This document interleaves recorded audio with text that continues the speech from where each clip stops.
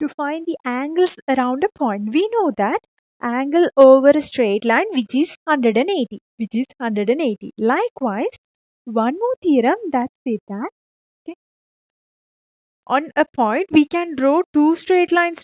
On a point we can draw two straight lines. Over that we have 180 degrees, and below that also we have 180 degrees. Okay, when you think about the orientation over a straight line, okay, on a straight line the angle is 180, so over the straight line also 180, below the straight line also we have 180. That means this is covering a particular point. That's how we can denote this angle. The angle covered by a point which is 360, that's double of 180.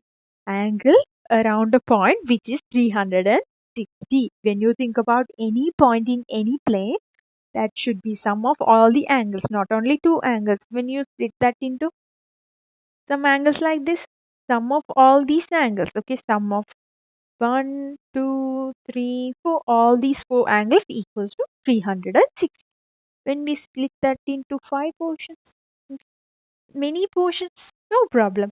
All these angles are connected in a particular point. So we know that angle covered on a point which is 316, sum of all these individual angles equals to 360. Likewise, we can find particular angles in instance. Okay, sum of angles located around a point equals to 360. Let's note that how this 360 came from. We just proved it. Okay, I just proved it here as well. Here you can see, we know that over a straight line the angle is 180. Below that straight line also we have another 180 angle. So that means there is a point inside here over 180, below 180. So totally 360 angles. Sum of angles around a point is 360. We can implement that theorem into question to find the answer in following cases. Okay, now let's see the question. So we already know that the angle surrounded by the point which is equals to 360, even though this is split into four different angles. So different angles, we know that on here there is a point. So this is the pivot. Okay, pivot means the connecting point of all these angles. This is the common vertex. So let's add all these angles. So x plus 85 plus 70 plus 90. All these together, that will give you 360 degrees. 360 degrees. So we have to add these angles. X plus 85 plus 70, 155 plus 90, that's 245. 245. So x plus 245 equals to 360. Then after, to find the x, we have to subtract from 360. We have to subtract this particular angle we got before. X. So x is equals to 360 minus 245. That will give you x as 115 degrees. 115 degrees. Same thing is applicable for your second case as well. Sum of these three angles equals to 360. So I'll write that y plus 160 plus 100, that's equals to 360. So we can add 160 and 100. That will give you 260. That's equals to 360.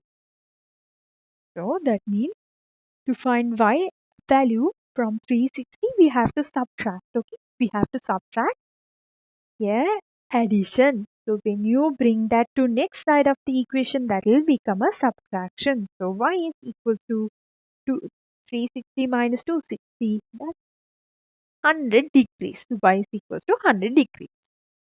Okay, in all cases we have to find answer. Okay, here when we add all these angles together, that would be equals to 360. So 4m, m plus m plus m plus m, which is 4m equals to 360. That means to find the answer for m, 360 should be divided by 4. 360 divided by 4. That will give you M as 90 degree. M as 90 degree. Similarly, for next question, only one angle given, another angle is reflex angle. That means sum of these two angles. So 45 plus F equals to 360 degrees. To find answer for F, from 360 we have to subtract 45 degrees.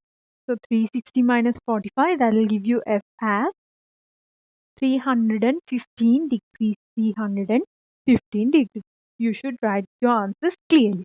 Then in this case, we have from 360, R plus 95 plus 140, 235. That's equals to 360. That means from 360, when we subtract 235, we can find the answer for R.